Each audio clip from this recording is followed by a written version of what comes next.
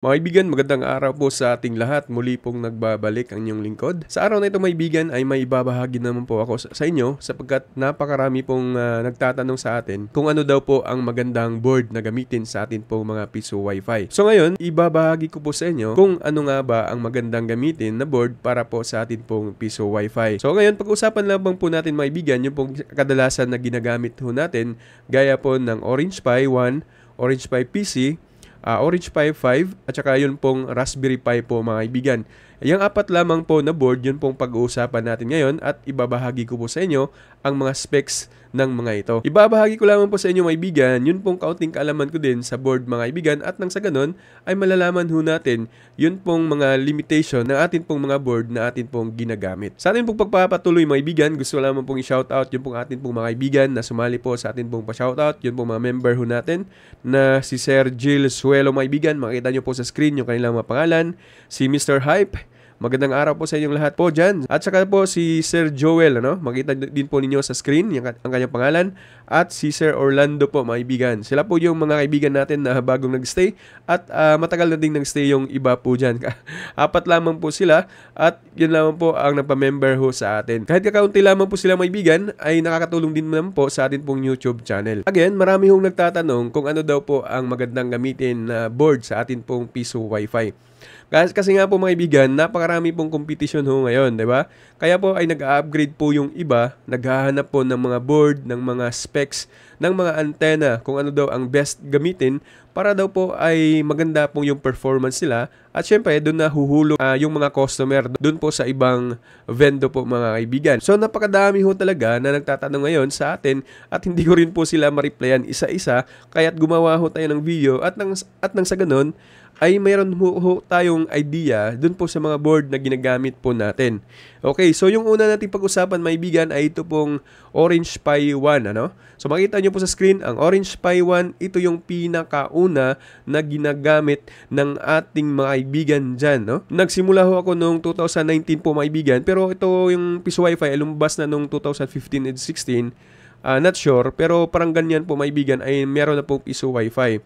So yung naabutan ko po, ang kadalasang ginagamit ho namin ay ang Orange Pi 1 na 512 MB pa po yung SDRAM po niya, So 512 MB pa po, mga kaibigan. At alam ko pong marami pong mga kaibigan natin dyan na nakaabot pa po sa Orange Pi 1 na ito. Kahit ngayon po ay meron pa pong binebenta po sa Lazada and Shopee ng Orange Pi 1 na 512 MB pa lamang po yung SDRAM niya, mga kaibigan, at mura lamang po siya, Ngayon naman ay nag-upgrade yung actually matagal na po nag-upgrade yung Orange Pi 1, mga kaibigan, at ito po ay naging 1 gig yung kanyang SDRAM po, mga kaibigan. 1 gig na po siya, di tulad po ng dati, So kung mura lang po yung 512 MB, ngayon po, mga kaibigan, ay mas tumaas siya kaunti, pero konti lamang po ang kataasan ng halaga ng Orange Pi 1 na 1 gig na po, mga kaibigan, So yung ating Orange Pi 1, kung titingnan ho ninyo ang specs niya, makita naman po natin to dun po sa site ho nila, ay ito po, mga kaibigan, ay yung kanyang RG45 ports ho dito ay nan-giga ho ito, Again, nan-giga po ito, mga kaibigan, hanggang 100 Mbps lamang po ang kanyang kayang dalhin nitong board po natin, mga kaibigan. Kahit kayo po ay meron pong 500 Mbps, pero kung yung board naman na ginagamit ninyo ay Orange Pi 1 lang, ay hanggang limit lang po yan hanggang 100 Mbps po, mga kaibigan. So ganun lamang po ang specs ng ating Orange Pi 1 na ginagamit po, At yung kanyang storage din dun sa ginagamit natin na 16 and 32 gig na SD card, ang pwede niyang i-store dito sa atin pong board ay hanggang 32 gig lamang po, mga kaibigan. Kaya kung gagamit man po tayo ng 60 gig and 100 gig, ay magiging useless na din po yon. Kasi nga po, mga kaibigan, ay hindi naman po aabot ng halos 10 gig or 15 gig yung gagamitin ho natin. Ang iba nga po ay gumagamit din po sila ng 8 gig lamang po na SD card para sa kanilang Orange Pi 1. So bakit nga po ba ito yung binebenta ng ating mga kaibigan dyan? Kahit ngayon ay marami pa pong nagbebenta nito, bakit po ito yung binebenta ho natin? Kasi mga po maibigan ay abot kaya lamang po nitong bilhin ng ating mga kaibigan dyan na nagsisimula pa lamang at nagbabudget pa lamang po mga kaibigan. Okay naman pong gamitin ang Orange Pi 1. Hindi naman po problema. Kung halimbawa na lamang po ay mag-isa ka lang naman po na vendo dun sa lugar, bakit kailangan mo pa ng higher specs? Okay na po ang Orange Pi 1, ano? At halos talaga mga kaibigan, Orange Pi 1 yung makikita natin sa mga tindahan kasi limit na lamang po or kakaunti na lamang po ang bumibili. Gaya po ng Orange Pi PC, Raspberry Pi, Orange Pi 5, kahalos kadalasan mga kaibigan na makikita natin ay Orange Pi 1 po mga kaibigan. So sa mga kaibigan natin dyan na nagtatanong, okay ba gamitin ang Orange Pi 1? Para sa akin mga kaibigan, okay naman po ang Orange Pi 1 na gamitin ho natin sa atin pong pagbibusiness po ng Piso Wi-Fi. Yun nga, kung budget meal lamang ang ating budget, syempre, ang pipiliin natin ay Orange Pi 1. So ngayon naman mga kaibigan, ay pag-usapan natin ang Orange Pi PC. Ano? Ngayon, meron po akong Orange Pi PC ho dito. So, ano ang kaibahan ng specs ng Orange Pi 1 po mga kaibigan? Actually, sa totoo lang po mga kaibigan, wala naman pong halos kaibahan netong Orange Pi PC sa Orange Pi 1 mga kaibigan. Ano? Kasi kung titingnan mo yung specs niya doon sa site nila, ay magkapareho lamang po. Yun lamang pong laki nitong board na ito ang kaibahan netong Orange Pi 1 at saka Orange Pi PC. Dati, may kaibahan ho talaga kasi 512 MB lang yung SDRAM ng Orange Pi 1 at yun naman pong Orange Pi PC is 1 gig po ito maibigan ang yung SDRAM niya. Pero ngayon, nag-update po or nag-upgrade po ang Orange Pi 1 at kapareho na po sila ng specs nito pong Orange Pi PC po mga kaibigan. Yun nga lang ay mas mahal ho ito kasi mabibili ho natin to maibigan yung Orange Pi PC doon sa Shopee or Lazada nasa 1,400 po or 1,500. Depende din po yan sa tindahan natin pong bibilhan. Yun naman pong Orange Pi 1 ay naghahalaga po yun. Makakabili ho tayo noon. Lalo na kung atin pong pipiliin yan pong Piso Wi-Fi board ni Alan ay nasa halagang 1,000 lamang po mga kaibigan or 1,050 lamang po ay mabibili na ho natin ang Orange Pi 1. So again, ito pong Orange Pi PC mga kaibigan ay yung kanyang RJ45 ports ho dito, yung kanyang ports ho dito sa board niya ay nan-giga din po mga kaibigan, ay hanggang limit lamang po hanggang 100 Mbps din po mga kaibigan. Kaya magiging useless lamang kung hanggang 500 Mbps yung atin pong plan tapos isang vendor lamang po yung ating gagamitin, yung ating ginagamit naman po na board ay hanggang 100 Mbps lamang yung kanyang limit. Ibig sabihin po mga kaibigan ay napakadami pong sobra ng atin pong ginagamit po na atin pong internet po mga kaibigan. Kung kayo po ay may mga 150 Mbps, 200 Mbps ay okay na po yan mga kaibigan. Kasi yung iba ay nagpa-upgrade sila sa kanilang plan. Bakit daw po mahina ang kanilang mga Piso Wi-Fi? Sa next video ho natin ay ibabahagi ko po sa inyo yun pong tip bakit po humihina po yung Piso Wi-Fi ho natin.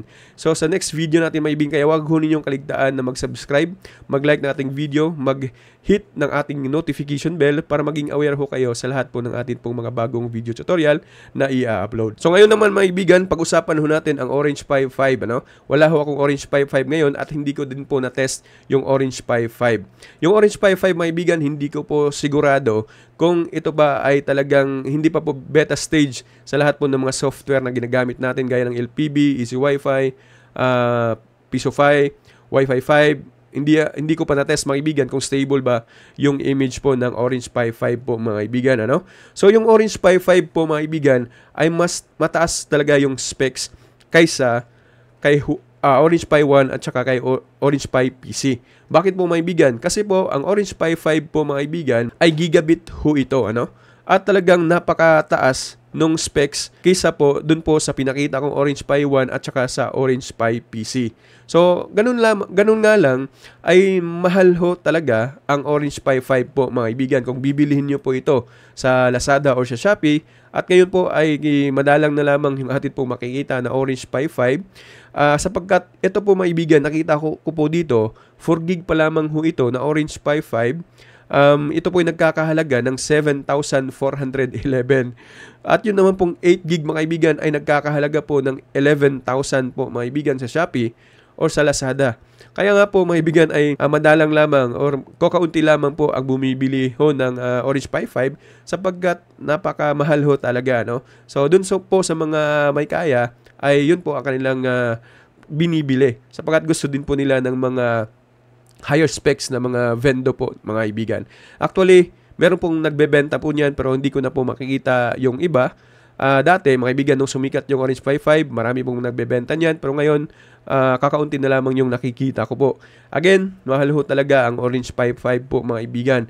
At depende din po yan sa lugar natin pong paglagyan ng ating pong vendo po, mga kaibigan. Alam nga naman, maglalagay ho tayo ng mga higher specs sa lugar. Nakakaunti lang naman yung mga tao at ikaw lang naman din po yung nagve-vendo po doon or di kaya kakaunti lang naman po kayo. So, yun po, mga kaibigan, yung pong isang tip na ibibigay ko po sa inyo. Again, sa next video, mga kaibigan, magbibigay ako yung tip kung bakit po higher specs naman po yung atin pong ginagamit na piso Wi-Fi, bakit napakahina pa din po noon pong atin pong mga piso Wi-Fi po, mga kaibigan. So, tapos na po tayo sa Orange Pi 5, mga kaibigan. Yun po yung kakaunting kaalaman na ibibigay ko po sa inyo. At last po, mga kaibigan, yun pong Raspberry Pi. So, ang Raspberry Pi, mga kaibigan, ay meron ho itong 1GB, 2GB, 4GB, 8GB. So, yan po yung Raspberry Pi po, mga kaibigan. Ngayon, ang Raspberry Pi din po, mga kaibigan, ay isa sa mga piso Wi-Fi na higher specs din po. Kasi ito po din po ay gigabit na din po ito, hanggang 1000 Mbps po ang kayang dalhin po nito, mga kaibigan. Kahit dun po sa mga nagtatanong dyan kung ano ang magandang board na gamitin, yun pong Orange Pi 5, pero hindi ako sigurado kung stable na ba yung image ng Orange Pi 5. Pero sigurado ako sa Raspberry Pi, mga kaibigan, napakaraming gumagamit niyan. At sureball ako na may stable na image sa Raspberry Pi po, mga kaibigan. Kaya yun pong nagtatanong dyan na kung ano ba ang magandang gamitin para sa main natin. Halimbawa na lamang po, marami hong mga sabendo or mga basta gagamitan natin, mga kaibigan. Ang maganda ho talagang gamitin ay yun pong mga higher specs po, gaya po ng Orange Pi 5 at saka Raspberry Pi po, mga kaibigan. So yung Raspberry Pi po ngayon, mga kaibigan, ay nagkakahalaga ho ito kung 2GB lamang po yung atin pong bibilhin po, mga kaibigan, ay nagkakahalaga ho ito, 4GB pala, nagkakahalaga ho ito ng 5,989. So kung bibili ka ng mga Raspberry Pi na nasa 8GB, talagang napakamahal na. Siguro papatong na ng 8,000 or 9,000 na po yung halaga ng Raspberry Pi po, mga kaibigan. So yun nga, kung gusto ninyo na mga talagang bigatin yung ating pong mga piso Wi-Fi, ay bumili ho kayo ng mga Orange Pi 5 at saka Raspberry Pi po, mga kaibigan. Pero kung budget meal lang naman, yung budget ho natin, talagang nagbabudget lamang ho tayo, lalong-lalo na sa panahon ho natin ngayon, ay okay na po ang Orange Pi 1 at saka Orange Pi PC po, mga kaibigan. Pero kung yayamanin naman ho tayo at marami ho tayong budget, mas okay ho talaga na bilhin ninyo ang Raspberry Pi or di kaya ay Orange Pi 5. Pero hindi ako sigurado again sa Orange Pi 5 kung stable na ba yung mga images na gamit mo ng mga software ng mga piso Wi-Fi. Pero ma-sureball po ako, mga kaibigan, sa Raspberry Pi po, mga kaibigan. Kung gusto nyo pong bumili ng Raspberry Pi, Orange Pi 5, Orange Pi 1, Orange Pi PC, ay meron ho tayong link sa atin pong description. Bisitahin nyo lang po, mga kaibigan, kung gusto nyo pong bumili ng mga board po na yan. Kaya sa next video ho natin, mga kaibigan, ay pag-uusapan ho natin kung iilang users ba ang kayang dalhin ng mga board na ito at bakit nga ba mahina pa din yung atin pong piso Wi-Fi kahit po sinasabi ng iba na pangmalakasan na ito, pero bakit po sa area natin ay bumabagal po yung atin pong piso Wi-Fi. So mga tip lang naman yung aking ibibigay sa inyo, mga kaibigan, base na din po sa experience ho natin sa atin pong pag-build ng piso Wi-Fi at bilang owner na din po ng piso Wi-Fi po, mga kaibigan, ay babahagi ko po sa inyo lahat ng aking pong nalalaman tungkol po sa piso Wi-Fi po, mga kaibigan. Again and again, magandang araw po sa ating lahat and God bless us all.